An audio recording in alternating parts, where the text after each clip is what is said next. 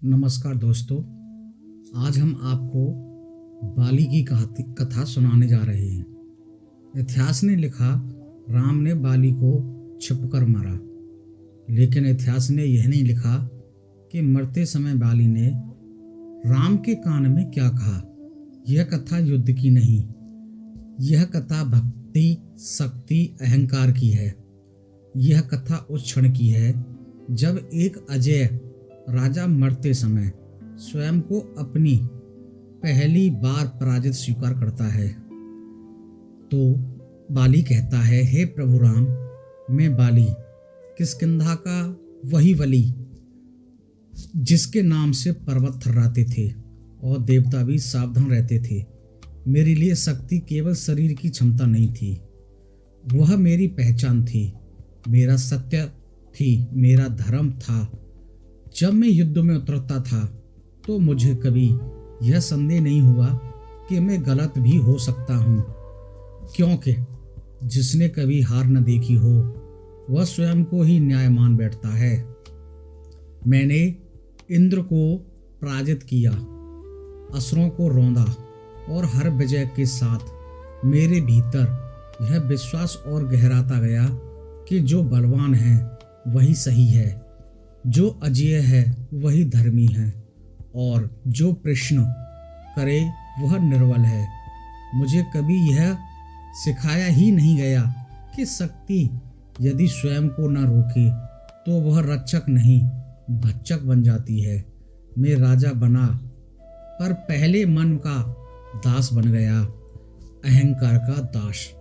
सुग्रीव मेरा भाई था, रक्त से नहीं तो आत्मा से, पर जब संदेह ने मेरे भीतर घर किया, मैंने उसे सम्मान से नहीं दंड से उत्तर दिया। मैंने यह नहीं सोचा कि भय से पाया गया राज्य खोखला होता है और अधिकार से निभाए गए संबंध अंततः टूट जाते हैं।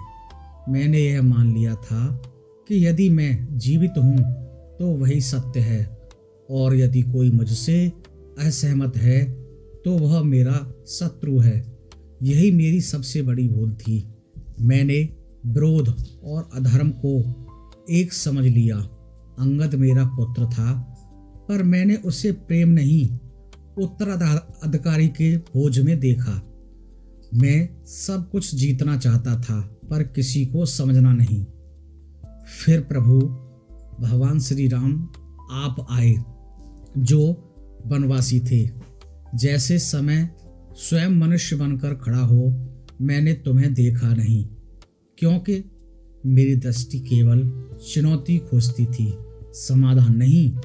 जब बाण आया तब भी मेरा पहला भाव पीड़ा नहीं प्रश्न था, सामने क्यों नहीं आई, क्योंकि मेरे भीतर का योद्धा मरना चाहता था पर मेरा अहंकार हारना नहीं।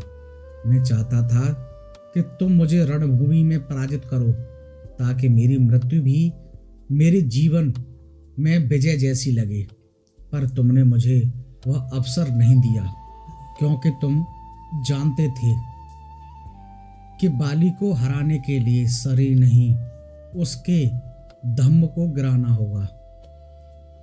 अब जब प्राण निकल रहे हैं तब स्पष्ट दिख रहा है, तुमने मुझे इसलिए नहीं मारा कि मैं शक्तिशाली था, बल्कि इसलिए कि मैं अपनी शक्ति का गुलाम बन चुका था।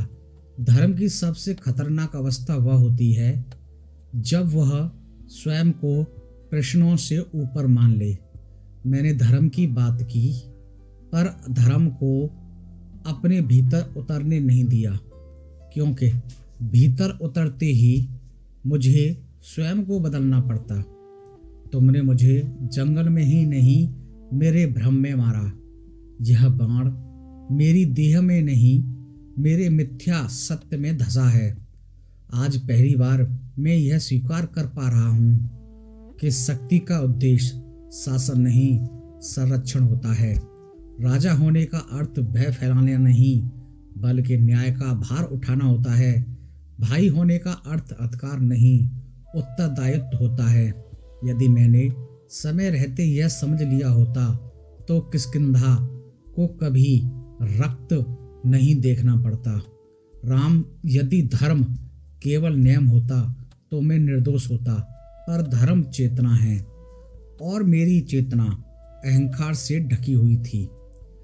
अब मेरी आंखें झुकी रही हैं, इसलिए नहीं कि मैं हार गया हूँ, बल्कि इसलिए कि मैं देख पा रहा हूँ। अंगद से कहना कि शक्ति को प्रणाम नहीं साधन समझे, और सुग्रीव से कहना कि राज्य तलवार से नहीं विश्वास से टिकता है। मेरी मृत्यु तुम्हारी विजय नहीं, मेरी मृत्यु है प्रभु। लेकिन आज बाली का शरीर गिर रहा है, पर उससे पहले उसका झूठा सत्य गिर चुका है। अब समझ आया प्रभु, तुमने मुझे छिपकर नहीं मारा, तुमने मुझे उस सत्य के सामने खड़ा कर दिया जिससे मैं जीवन भर भागता रहा। बाली की आंखें बंद हो चुकी थीं, किष्किंधा शांत था, पर राम मौन नहीं थे। राम ने बाली के शरीर को नहीं देखा, उन्होंने उस अहंकार को देखा जो अब समाप्त हो चुका था। राम ने बाली को नहीं मारा, राम ने बाली को मुक्त किया। इसी कथा के साथ हम आपसे विदा लेते हैं। अगली कथा हम जल्दी ही लेकर आएंगे। तब तक के लिए हमारे चैनल को लाइक सब्सक्राइब करें और हो सके तो कमेंट में लिखें कि आपको यह कथा कैसी लगी। राधे राधे।